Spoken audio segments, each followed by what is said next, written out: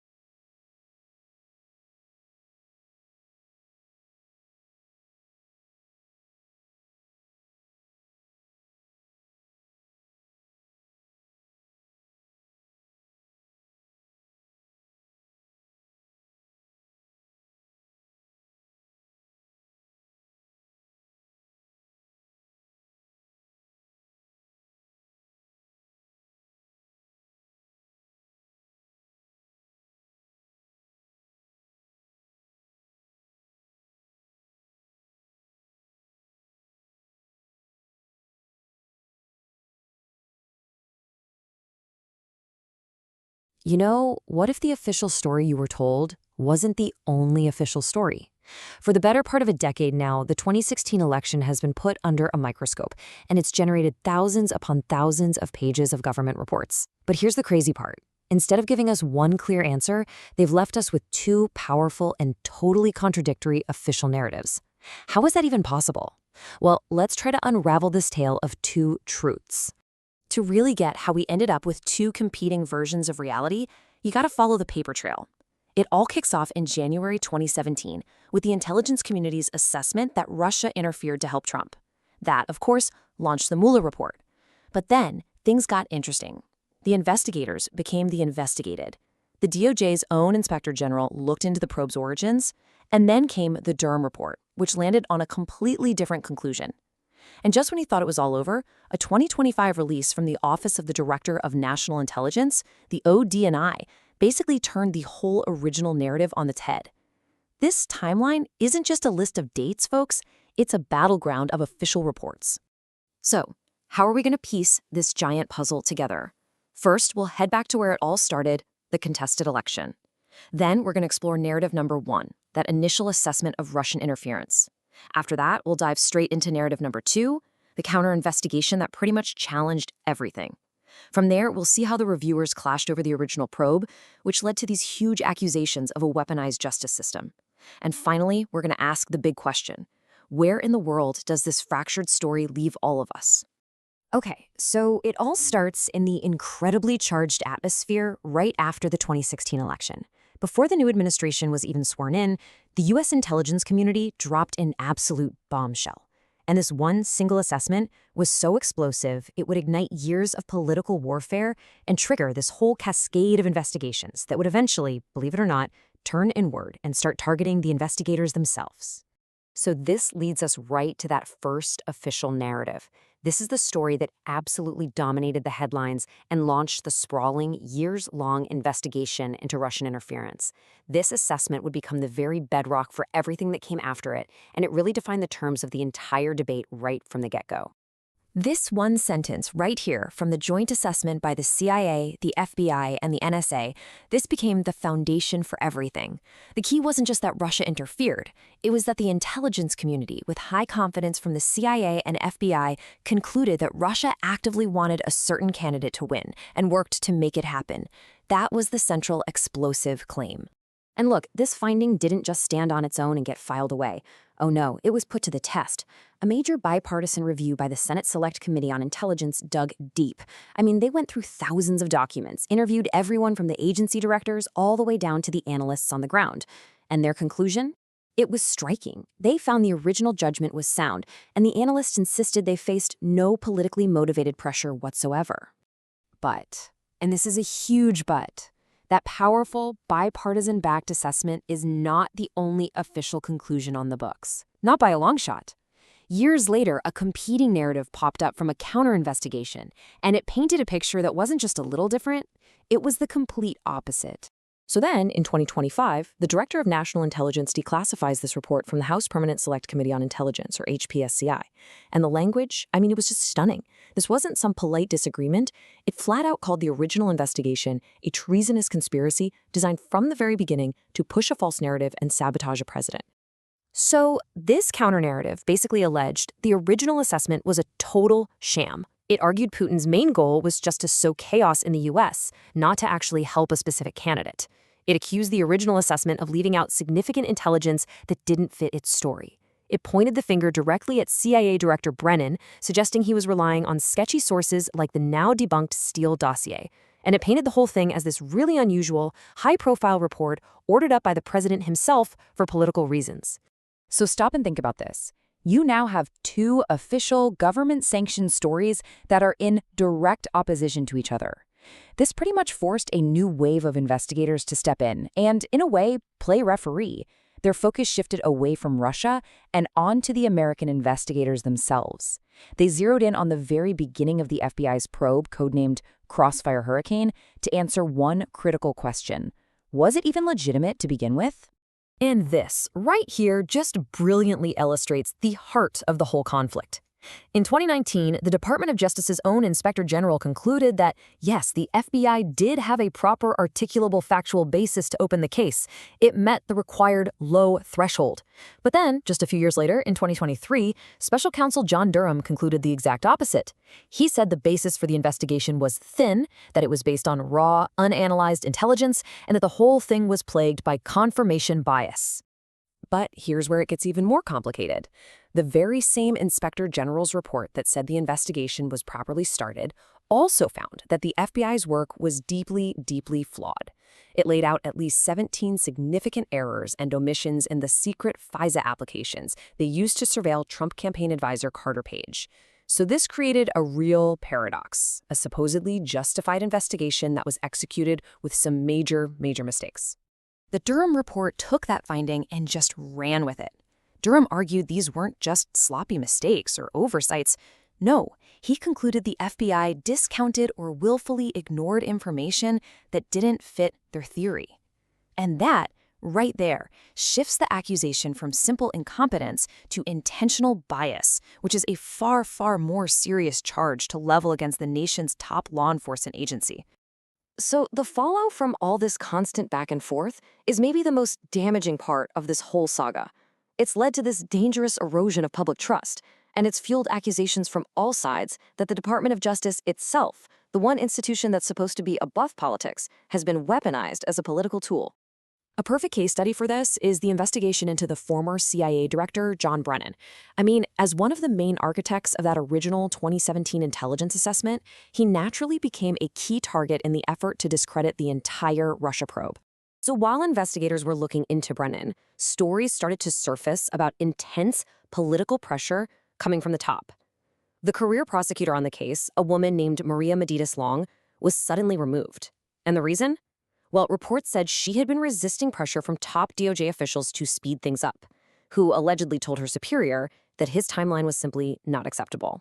And this is really the bottom line, isn't it? The system is now being accused of being weaponized by both sides. Critics of the Durham investigation call it a politically motivated witch hunt to retaliate against those who investigated Trump. At the exact same time, in 2025, the Justice Department launched yet another inquiry into the original Crossfire Hurricane team, accusing them of a treasonous conspiracy. It's like a perfect mirror image. Each side sees the other using the law as a political sword. So after all these years of investigations, after countless reports, endless political fighting, where do we actually stand? After all this, what is the final truth we're supposed to believe? Well, the end result isn't a clear, settled truth. Not even close. Instead, what we're left with is a series of completely contradictory official government conclusions. The very institutions we count on for objective facts, the FBI, the DOJ, the intelligence community, have produced reports that literally cancel each other out. And that has fueled a really profound crisis of institutional trust. This whole tangled web of investigations and counter-investigations leaves all of us with a really fundamental and frankly deeply unsettling question. It's not even just about what happened back in 2016 anymore. It forces us to ask, how can we trust the official story when there are two of them? And were the scales of justice truly